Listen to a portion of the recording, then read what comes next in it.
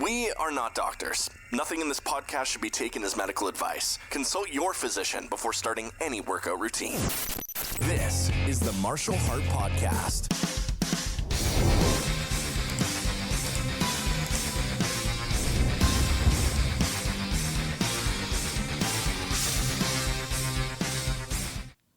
Hey, how are you, everybody?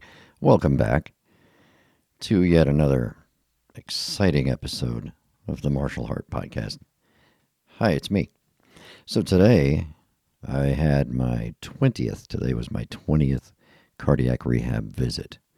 So that was kind of a milestone, I guess. I didn't realize it. I guess I'm into week number 7. So I've got 16 visits left. So more than halfway done. And then I'll be graduating. And the last person who was part of my group when I first went there finished his today. So it's going to be me and another new person who came in last week, I believe it was. So new people coming in, old people graduating and moving on all throughout the year, I suppose.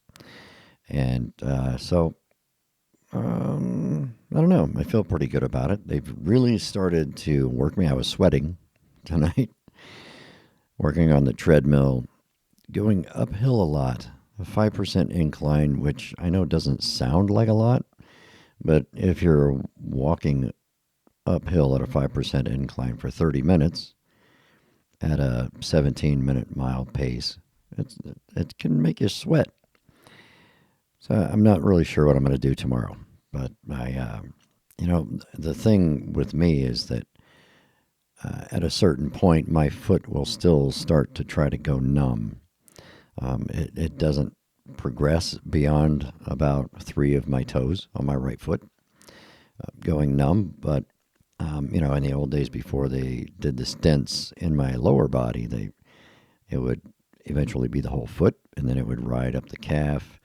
And then my whole leg eventually would go numb if I didn't stop exercising when it started happening. Now, the blood flow issue with just a couple of the toes seems to start to kick in at about the 10-minute mark, 10 minutes of pretty brisk walking. And then it doesn't get worse than that. So I just keep going, and sometimes it's better. Sometimes I can still tell it's there, and it just sort of is a nuisance, but it doesn't progress past that. So it's not causing me to have to stop or, stop and shake my leg until the blood flow came back, which is what I used to do. Back when I was in karate classes, I would just have to stop what I was doing and stand there and shake my leg until, all the feeling came back again. But I haven't been having to do that, so apparently the stents in the lower body are doing their job. The stents in the heart are doing their job, sending the oxygenated blood down to my lower body. But there's still some small arteries in my right leg because of the full blockage of the femoral artery. So the arteries and the veins and stuff that have grown to, form a path around the blockage still aren't wide enough to pump enough blood so that I don't have this, this numbness that happens when my lower leg is calling for too much oxygen and it can't get there fast enough. So eventually they say that will improve. As those veins and arteries and stuff will expand and they'll get bigger, and the more you force them to transfer blood, the bigger they'll get, and they'll just continue to grow into larger arteries so that it can get more blood flow down there if your body is calling for more blood flow down there. So I guess the key is you have to continue to exercise. And I just hit this microphone and it didn't make any noise with the shaking. So I guess the shock mount is doing its job because I flail around a lot and I hit things all the time and I'm not picking them up in my headphones. But I am checking down here every once in a while to double check to make sure that we're recording in more than one location, just like we talked about last time. So I'm recording here on the computer, and I'm recording down here on the Zoom PodTrack P4 to make sure I have a backup copy of any audio that's happening. So today, Monday, first day of the week, back to work. Typical day, nothing unusual. I don't know what your day was like, but mine was pretty standard. Nothing notable, I guess you could say. Spent some time fixing things that people broke on purpose. It's something that I do a lot. And in Cleveland, it's quite common, I guess. People are just destroying things. And then I get paid to go fix them repeatedly, because within a week, it'll be broken again. And that's the way the cycle goes. You know, it's like the whole circle of life. It's the circle of Cleveland. People destroy things, and then I go fix them, and then the next week they destroy them again. That's just sort of the way it is. It's predictable.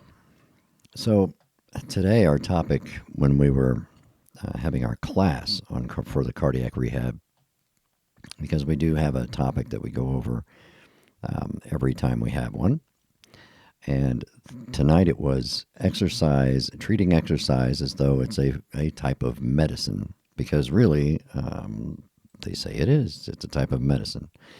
So look, there's that other camera. I got it working again. It's got a bad cord. I'm getting it fixed. Don't worry. But hi, the camera works.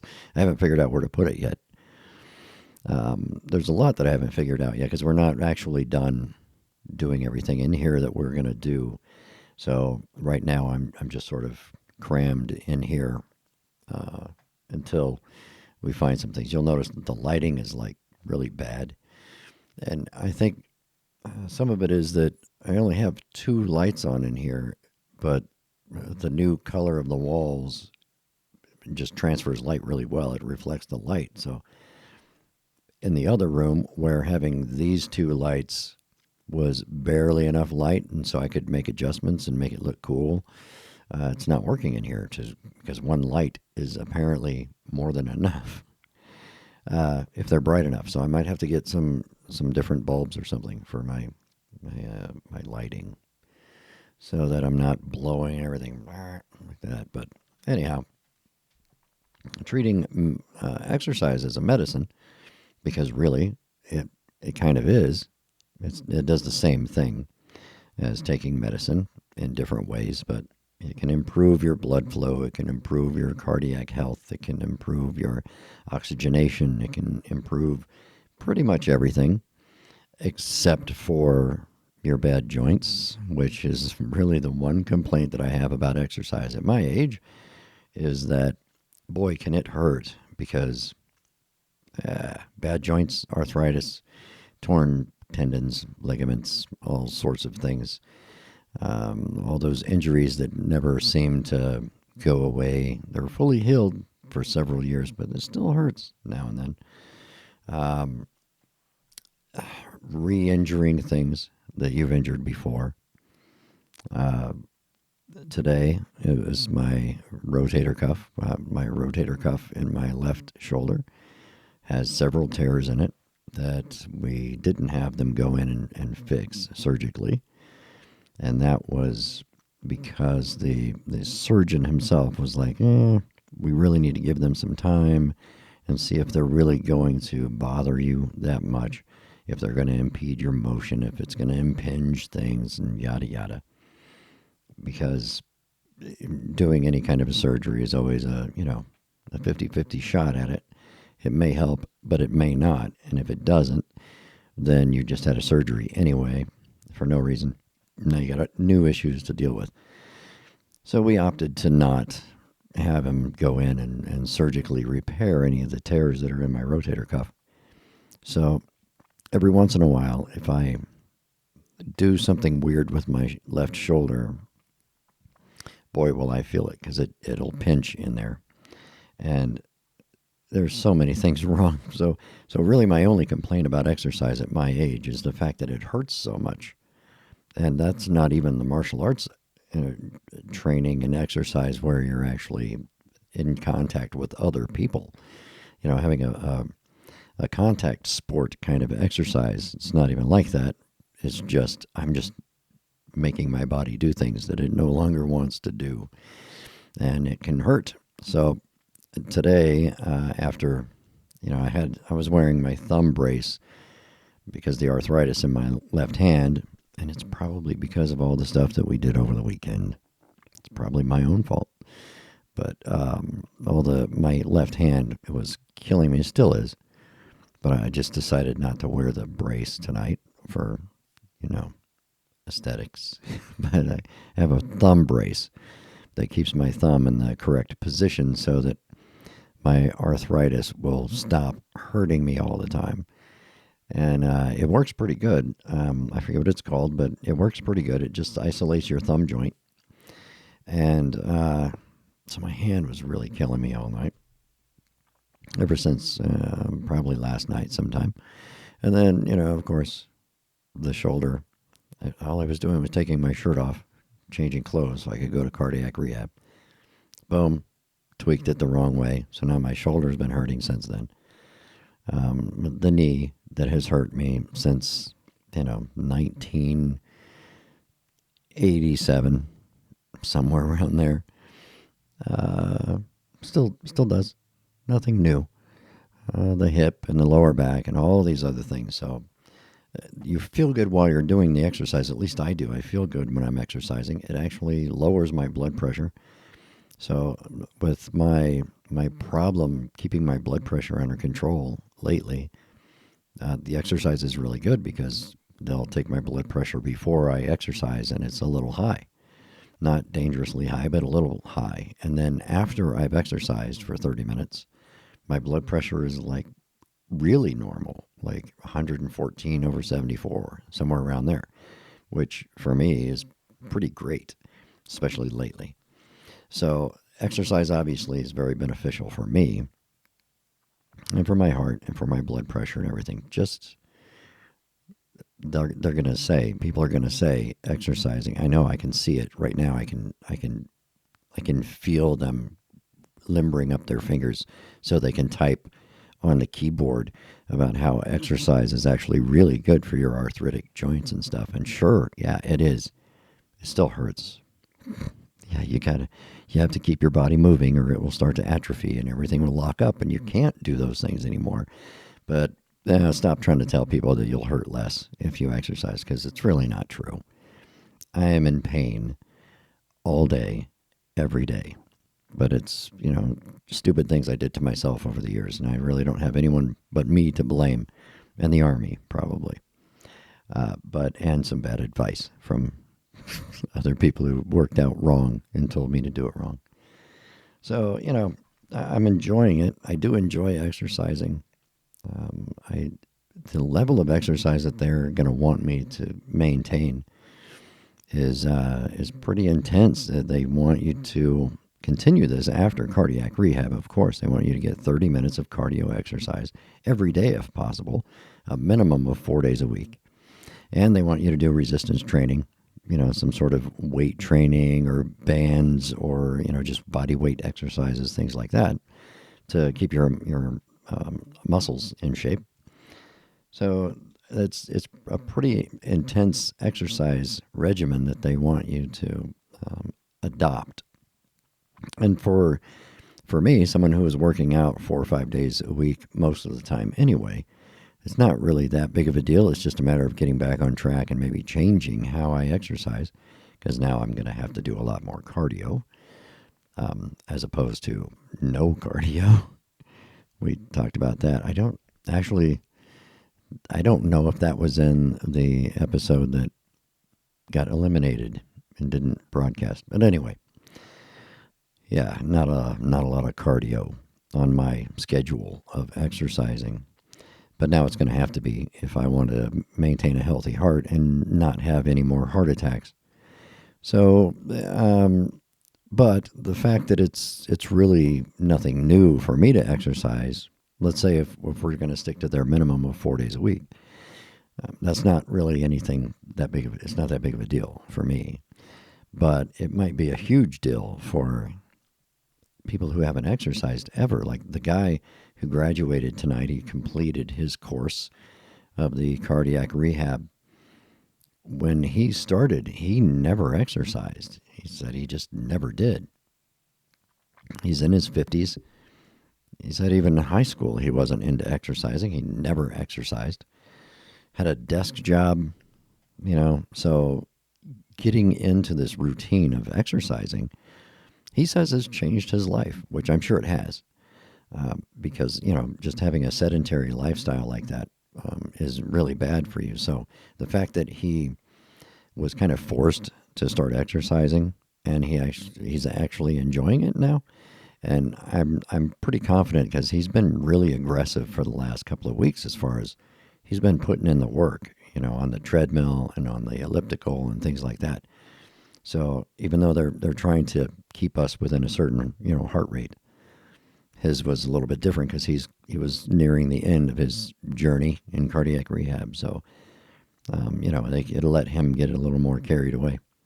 And he was really getting at it on the elliptical and on the treadmill, and it was pretty impressive. He's enjoying it, and he's telling people, he's like, "Wow, I'm really enjoying working out and exercising." So it looks like he's gonna continue. He probably will, and it even looks like he's lost some weight since he's been in the course since I've been there. So 7 weeks, I can tell a physical change in his physique where he's trimmed down some. So he's taking it very seriously. And so for people like him, I'm sure it's a harder transition. And I'm sure a lot of people, when they complete these courses that they sign up to do, because it's not mandatory, you don't have to do this. And they can say, we want you to go to cardiac rehab for 12 weeks. And you can say, yeah, no, I'm not going to do that. You don't have to. You can go home and continue to get fat. Continue smoking and eating pizza every night and continue having heart attacks. That's just the way, if that's the lifestyle you want to have, that's fine. But for the people who do sign up and start going and go and complete the course, I wonder how many of them just go home and return to that normal lifestyle that they had. And it's not going to benefit them at all. I mean, you got in 12 weeks of exercise, but you're going to go home and just go right back to your old habits, because that's kind of the thing that happens with everything else, and everybody else who exercises. Even if you get started on an exercise routine, you can be really into it for a couple of months, but if you start to lose interest, or you start to get bored, or you don't see the results that you want to see, it's very likely that you're just going to quit. And you may quit slowly. It might be, I'm not going to work out 5 days a week anymore. I think I can get by with just doing 3. And then you'll find an excuse for that third day. You don't really need to do that. And then 1 day a week, like on Saturday. You have time on Saturday. Saturday, I'm going to get on the treadmill. So once a week on the treadmill for 30 minutes. Guess what? That's not doing jack shit for you. Nothing. And I know people hate it when I say those things, but spending 30 minutes on the treadmill once a week is not doing a damn thing for you, other than, maybe just frustrating you because you're not going to get any results from it. You just aren't going to. It's just like going to the gym and you're going to lift weights 1 day out of the week. Yeah, you're not going to see any benefit. You're not going to change. You're not going to see that change in your physique that you're looking for, and then you just get frustrated and you quit. Because you're lacking the motivation, you're lacking the dedication, and you're lacking the discipline to maintain it and to understand what you're supposed to be doing. And that's the downfall of most people whenever they start dieting or exercising. And it happens to all of us, even those of us who like exercising. If something happens to you, like there were different times when I would get injured and I couldn't exercise for a while, it can get really comfortable not exercising. All the extra free time you have to, play Call of Duty or get caught up on all those wonderful shows that are on Netflix. But it's even for people who are into exercise or say they're into exercising and they love exercising like I did, it's pretty easy to go, you know what? I don't hurt right now. I have my feet up in this recliner and I've just been, watching reruns of I Spy all day. And it's great. And I nothing hurts on me right now. And I think I'm going to go take a nap. And all those things can really just beat you down as far as your resilience, to laziness. And then you just start going, yeah, do I really need to work out today? I still look pretty good. Yeah, I've put on 3-4 pounds this week, but you know what? I carry it well. I'm good to go. It's not a big problem. And then it's 20 pounds and 30 pounds and 40 pounds. And then you can't walk up and down the stairs without having to stop halfway and, catch your breath. Don't laugh. I know people who are that way, and it's their own fault. So don't let that be you. I don't want it to be me. So if you can get yourself on any kind of a routine, I don't know if that comes through, but I'm still, and I'll be so glad when this election is over. Don't get me started. And the only person who's going to get me started is me. Because, hey, I'm not talking to anybody right now. I'm looking at a camera and talking. So nobody's encouraging me to have this conversation right now. But I am so sick of getting these spam phone calls and text messages from every political organization on the planet. I'm on every no-call list on Earth. Guess what? They don't work anymore. So the government is going to have to come up with a different plan. Because every dumbass with a political agenda or a scam has been calling all of us. What they need to do, whoever gets elected this time around, they need to make telemarketing illegal. Like literally illegal. It can't be done. Not, we're a legitimate organization. We call people and we solicit for charities and stuff. No. None. Nothing. Telemarketing should be illegal because all you're doing is harassing people. And it should be legal to go burn the building down if you know where they're calling you from. I swear to God, I hate telemarketers with, I don't know, it's an intensity that I don't feel for very many things. Telemarketers and telemarketing companies are literal evil. You hear all these politicians talking about, oh, they're evil.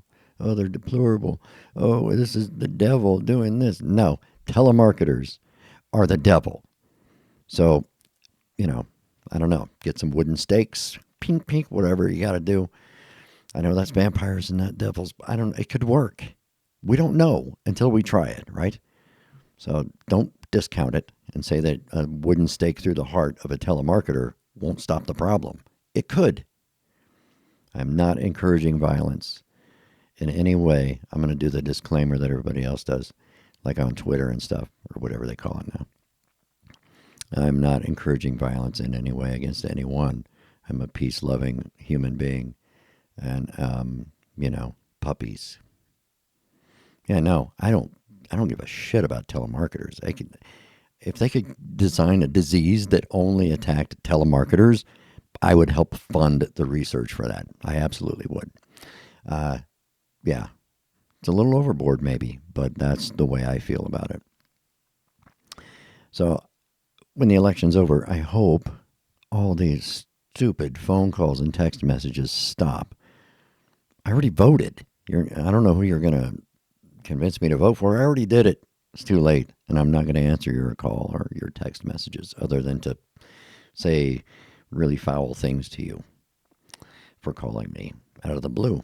And, it's 8 o'clock at night. How rude is that? I mean, people used to have class. It's just gone. It's just a thing of the past. People are classless. They have, I don't know. I don't respect boundaries anymore. I hate people. I don't know. That's not a product of having a heart attack or anything either. I've always felt that way. I have not been a fan of human beings most of my life. You know why? Because there's only one thing on this planet that actually is evil, and it's us. That's it. It's humans. You want to find evil? You want to find the devil? Yeah, just go look in the mirror, because human beings are the evil that's on this planet, That's it. We're the problem. And we've always been the problem. We just like to make up reasons to blame it on other things, like, demons and devils. The devil made me do it. Yeah, no, it's the fact that you're a shitbag is what made you do it. You just feel guilty about it now, so now you want to blame it on someone else. Telemarketers, talking to you, directly to you, telemarketers. And I don't care if you're soliciting for a charity either. Do it the old-fashioned way. I don't know, run a TV commercial or something. Make people cry with that song, In the Arms of the Angel thing with the puppies and all that. Everybody falls for that. Just get the rights for that song and do it. It's your charity. Play it behind a recycling, thing. It won't have the same impact as with the puppies. I know, but give it a shot. Do something other than calling me. Anyhow, there you go. That's how I feel about that stuff. And that's how I feel about politics. Here's another thing that I feel about politics. It doesn't matter who you vote for. The same shitbags who were running the country last year will be running it next year. It doesn't matter who they put on that podium in the top. And they're all a bunch of brain-dead puppets anyway. It doesn't matter if it's going to be Donald Trump or Kamala Harris. They're just going to say what everybody tells them to say. And don't tell me that Trump's a true rogue and an outsider. Bullshit. He's not even actually a billionaire. The guy's a professional liar is all he is. So you think he's going to get up there and tell the truth. He's the one politician who's going to tell the truth. The guy hasn't told the truth since he was 16 years old, probably. Probably lied on his driver's license application, too. But that's what he's done his whole life. And anyone who gets into politics, anyone, I don't care who you were when you entered politics, you don't stay that person. And none of them are worth a damn. Not a one of them. There's only been one politician in my lifetime who's ever done a single thing for me, ever, in my entire existence. And that was John Kasich. I'm going to tell you that story one of these days. It has to do with collapsing mine shafts and letters to politicians. There's a really good punchline in there, but I'm not going to give it away because it could have been the greatest thing I ever wrote. It was a letter to the governor of the state of Ohio, who at the time was John Kasich. And got it done. Anyway, it's going to be a long story. I don't have time to tell you that today. Maybe I will. It didn't have anything to do with having a heart attack. It didn't have anything to do with exercise and getting your heart healthy. And it didn't have anything to do with anything. Other than, wow, it was a big deal. And, yeah, he took care of it for me. And that was pretty cool. Anyhow, so again, sorry to bum you all out, but I really don't care who wins the election because everything's going to still suck for you and for me because guess what? We don't matter. We're the little people. We don't have the political clout or the financial power to make a difference. We're just going to be the ones who suffer because other people do. Ha!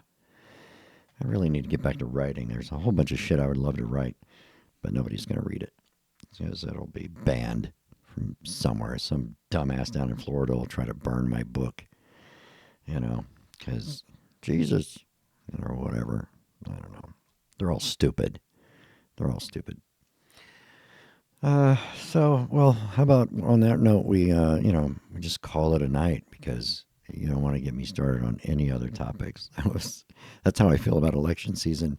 Telemarketers, man, boom, you got unloaded on with all of those, but it was fun. So, hey, at least I feel good enough today to, throw a fit about those things that make me angry. And I can talk about it and joke around and say silly things about it instead of getting angry and holding it in and dying from a heart attack. So maybe some of this stuff is actually working on me. It's not. I'm still the same person. I still have lots of problems. Anger is one of them. I have anger issues. But, everyone is just lucky that most people don't know I have anger issues. I hide it pretty well, especially at work. Mostly because I don't want to get arrested. So anyway, I'm going to go. And I'll be back tomorrow, maybe Wednesday when I have a full night. I don't have cardiac rehab on Wednesdays. I'll have more time to sit down and chat. Or maybe tomorrow if something interesting happens tomorrow. But we're going to continue to work on this room, try to make it look decent. Because right now, the lighting, it's harsh. And I did what I could inside the settings to make it not so harsh, but it's pretty harsh. So we'll see what happens. And I know this gigantic microphone in front of my face. I know that my mother is going to say something about it. She's going to say, "Why are you covering yourself up with this giant microphone?" Because there's no other way to do it, Mom.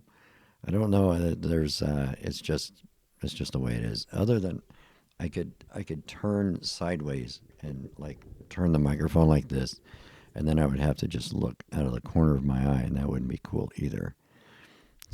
Or I could just act like I'm talking to someone over there, so that the microphone is this way instead of in front of my face, and I could just pretend that someone is over there that I'm talking to when there's not. I don't know if I can pull that off. My acting chops are probably not what they once were. Anyhow, hey, enjoy your night. Enjoy the rest of your week. Be safe out there. Enjoy yourselves. Have some fun, because you never know. You might have a heart attack tomorrow, and that's going to suck. So you might as well have all your fun right now. Just go have all the fun. I'm kidding. Save some fun for later, because you're not going to have a heart attack. You're going to take better care of yourself than I did, right? Right. Okay. Good night. Take care of each other, and get off your ass and go exercise. Bye.